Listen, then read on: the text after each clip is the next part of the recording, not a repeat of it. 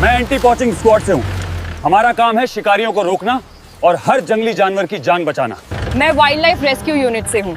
हमारा मिशन है घायल जानवरों को सुरक्षित जीवन लौटाना। मैं ड्रोन सर्विलांस टीम से हूँ। ऊपर से नजर रखते हैं ताकि जंगल में कोई गैर कानूनी हरकत न हो।